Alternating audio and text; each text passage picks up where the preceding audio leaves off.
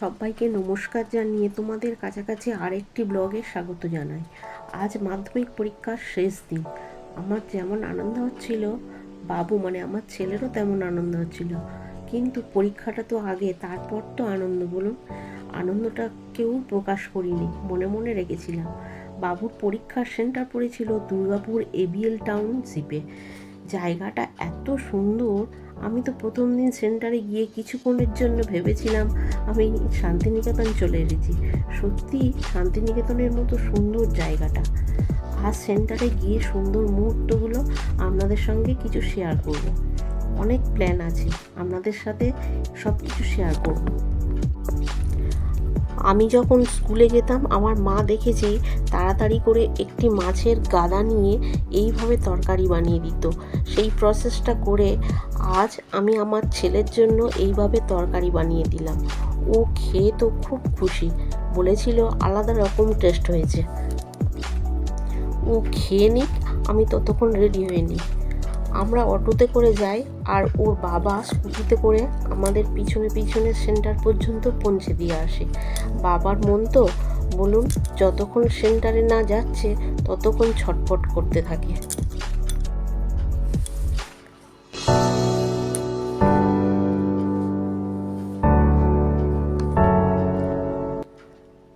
আমরা বেরিয়ে পড়েছিলাম, ওর বাবা স্কুটিতে করে যাচ্ছিল, আমরা সামনে টোটোতে করে যাচ্ছিলাম।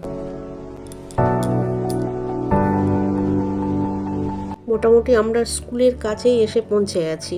জায়গাটা কত সুন্দর দেখুন, চারিদিকে লম্বা লম্বা শুধু শালবন। আর এই রাস্তাটা দেখুন, অপূর্ব সুন্দর। রাস্তার পাশে দুটো মন্দির আছে, একটা শিব মন্দির, একটা মা কালীর মন্দির। বাবুকে সেন্টারে পৌঁছে দিয়ে আসি, আপনারা সঙ্গে থাকুন, পরে মন্দিরে আসছে। সেন্টারে পৌঁছে গেছি, কত বাবা মা কেউ না কেউ সঙ্গে এসেছে সেন্টারে পৌঁছে দিতে। ঘন্টা পড়ে যাওয়ায় সবাই গেট পর্যন্ত ছেড়ে দিতে যাচ্ছিল। ছেলেকে গেট পর্যন্ত ছেড়ে দিয়ে আমরা বন্ধুরা সবাই মিলে চললাম সেই মন্দিরের কাছে। হাঁটতে হাঁটতে একটু ভিডিও করছিলাম, এই সেতুটুকু ক্যামেরা বন্দি করে রাখবো বলে। এই জায়গাটা যেমন সুন্দর আর চারিদিকটাও তেমন শান্ত, খুব সুন্দর পরিবেশ। এগুলো পরে ছাড়বো। গ্রুপটা একটা ভালো নাম দিবি। মাধ্যমিক গ্রুপ নাম দেওয়া যাবে না, আমি নাম দিয়ে দেবো একটা ভালো। ঠিক আছে। ঝরা পাতা দিতে হবে, আর নাহলে পাতা যায়। আমরা ঝরা পাতা হতে যাবো না, ঝরা পাতার মধ্যেই তো হাসিলানি গ্রুপ তাই দিই না, আর নাহলে ঝরা পাতা। এই দেখুন মন্দিরের কাছে চলে এসেছি, কি অপূর্ব লাগছে মন্দিরের চারিপাশটা দেখুন। বড় বড় শাল মন্দিরটাকে যেন একটা আওতার মধ্যে ঢেকে রেখেছে, কোনো বিপর্যয় যেন ছুঁতে না পারে সেরকম ভাবে। অপূর্ব সুন্দর লাগছিল সমস্ত জায়গাটা। এখানে দুটো মন্দির আছে, একটা শিব মন্দির, একটা মা কালীর মন্দির। ওই যে সামনে দেখছেন, ওটা মা কালীর মন্দির। আর এই সাইডে এটা বাবা মহাদেবের মন্দির।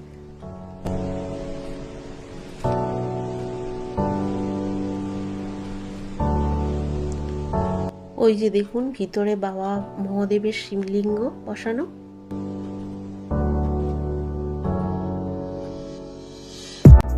মন্দিরটা কি অপরূপ দেখতে। ওই যে মা কালী, কি সুন্দর করে সাজানো, সমস্ত গয়না শাড়ি দিয়ে, অপূর্ব সুন্দর দেখতে।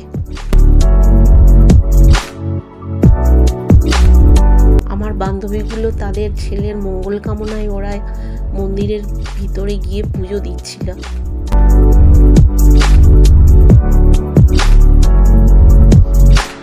চারিদিকে শাল গাছের পাতা পড়ে বিছিয়ে রয়েছে। যেহেতু আজ পরীক্ষার শেষ দিন ছিল, আমরা বান্ধবীরা সবাই মিলে কিছু কিছু খাবার এনেছিলাম এখানে বসে খাবার জন্য। একটা জায়গা খুঁজে নিয়ে সবাই বসে পড়লাম আমাদের ছোটোখাটো পিকনিক করতে। কেউ এনেছিল মুড়ি চানাচুর, কেউ এনেছিল গরম গরম চপ, কেউ এনেছিল চিড়ে ভাজা, বাদাম ছোলা ভাজা, আবার কেউ বা এনেছিল বিস্কুট আর কফি।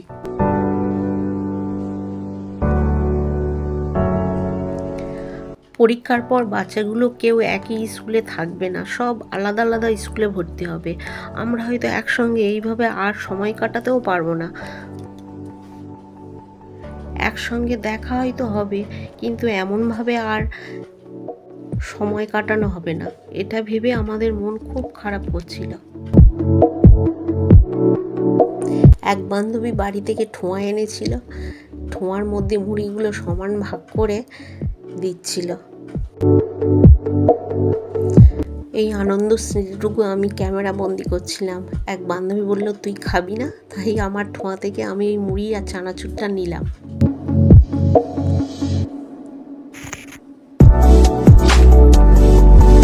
ওই যে পিছনে ওইগুলো দেখছেন, ওইগুলো সব কোয়ার্টার। ওই কোয়ার্টারের লোকজনও থাকে, কিন্তু খুব শান্ত। জায়গাটা এত শান্ত আর নির্জন, একদম মনোমুগ্ধকর জায়গা। আমরা যেখানে বসেছিলাম জঙ্গলের দিকে একটা রাস্তা চলে গেছিল। দেখুন কি নির্জন, বড় বড় গাছ দুই ধারে, আর মাছ দিয়ে রাস্তা চলে গেছে।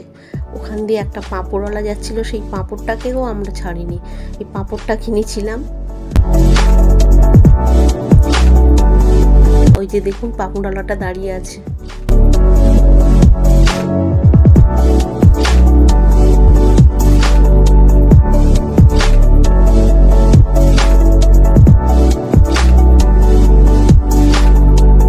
আমি ক্যামেরা করছি দেখে এক বান্ধবী পাঁপড়টা উঁচু করে দেখাচ্ছিল।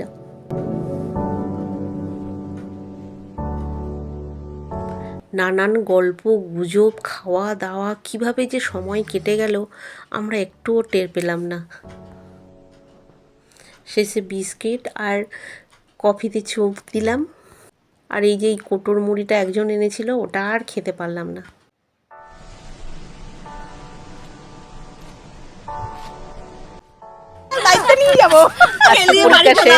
তাই এত আনন্দ।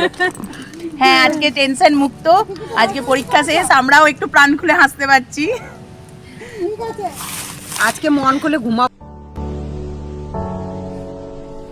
এই জায়গাটাতে না খুব সুন্দর বসন্ত উৎসব হয়। কয়েকদিন পর বসন্ত উৎসব, তাই কফি চুমুক দিতে দিতে আমরা সবাই প্ল্যান বানাচ্ছিলাম, কে কোন শাড়ি পরবে, কে কোন গয়না পরবে। আমরা সবাই মিলে আবার বসন্ত উৎসবে এখানে দেখা করব, এটাই আলোচনা করছিলাম।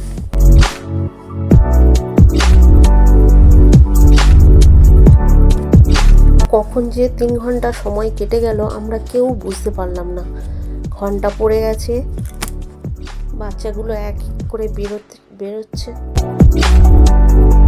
আমরা সবাই এবার বাড়ির দিকে রওনা দেব। ব্লগটা এই পর্যন্ত। ভালো লাগলে সাবস্ক্রাইব করে দেবেন, লাইক করে দেবেন।